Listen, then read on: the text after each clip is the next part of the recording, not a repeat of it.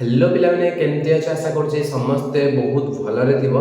तमे जेमति कि देखिलो कि डिसेंबर 30 31 सुधा हमर डिस्ट्रिक्ट कनेस्टेबल बाहरिबार अछि तो निहाती भाबरे कोन पई मते लागुची कि बाहरी परिबो मु निहाती भाबरे वीडियो रे कहिबी तो वीडियो को पूरा देखो वीडियो यदि टिके भी इन्फॉर्मेटिव लागुची लाइक शेयर कर दो ठीक अछि देखो फर्स्ट पिला डाउट थला एज को नेकी ता विषय डिस्कशन करिबा आउ सेकंड हमर डाउट थला कि केबे आसीबो मते यदि लागुची 30 31 रे आसीबार चांस अछि समस्त गोटे अपेक्षा कि डिस्ट्रिक्ट कनेस्टेबल केबे रिक्रुटमेंट बाहर समस्त आशा कौन आम डिसेम्बर मसरे आस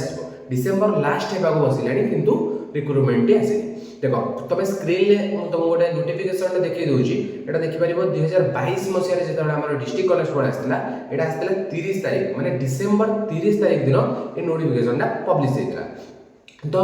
जेहेतु लास्ट डेट रे 2022 मसीह बाहर थिला तेणु मते कौन लगुच कि जदि ए डिसेम्बर मसरे आसीनी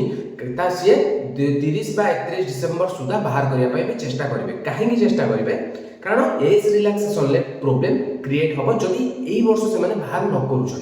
कौन प्रोब्लेम क्रिएट हम देख आम 2025 हाइकोर्ट अर्डर देते कि 2025 जो रिक्रुटमेंट आसो से 3 वर्ष एज रिलैक्सेशन दे जो वर्ष रिक्रुटमेंट आसो से वर्षर जानुरी 1 को एज काउंट हम बोली आम रूल रही जदि 2026 आसूँ 26 को काउंट कर जानुरी 1 26 को काउंट कर एज तो जिते जानुरी 1 2026 को काउंट कर ओभर एज पिला कौन हम ना प्रोब्लेम हो एज हो आप्लाय करेंगे कोर्ट में केस करेंगे जदि 2026 बाहर करी से तार ना दे 2025 रिक्रुटमेंट आउ 2025 1 जानुरी को से एज कैलकुलेट करुच्ची ताहले कौन हम ना जो मैंने कम एज पिला जार 2026 को 18 प्लस हो जाऊला किंतु 2025 को 18 प्लस होना से पिला माने जाई कोर्ट रे केस करेंगे कि 2026 रे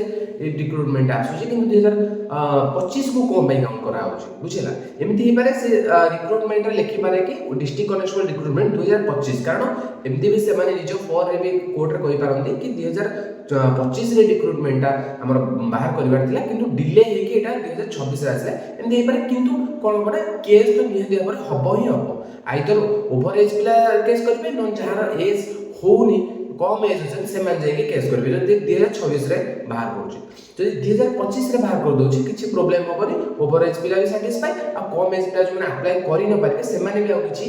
कारण खोजि कि जाई केस टा करि परिबे नहीं तेणु ए जो नोटिफिकेशन तुम देखिलो 2022 रे 30 12 2022 रे आस्तिला माने डिसेंबर 30 तारिख दिन आस्तिला तेणु गोटे हम आशा रखि परिबा गोटे दि दिन अपेक्षा करनवा देखिबा तेणु ओडिशा गवर्नमेंट ओडिशा पुलिस भी चाहिबो कि किछि केस नो जो रिक्रुटमेंट टा ठीक ठाक भाव हो जाओ कारण आम जेकोसी पोस्ट बाहर पिला माने केस किछि ना किछि कर दउछन्ती आ से केस पाई सब बेले रिक्रुटमेंट डिले हो जाय तेणु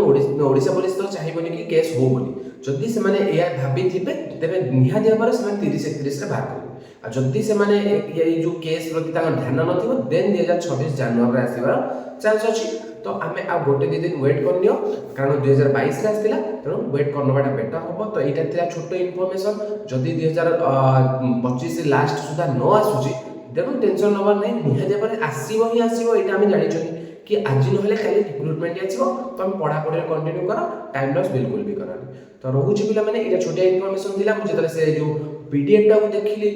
कि डिसेंबर लास्ट रे आसीला 2022 रे तो मु भाबिले कि तम मानु टिके इन्फॉर्मेशन टा देई दवा बेटर हो ठीक अछि रोहुची पुन देखा वीडियो रे जय जगन्नाथ।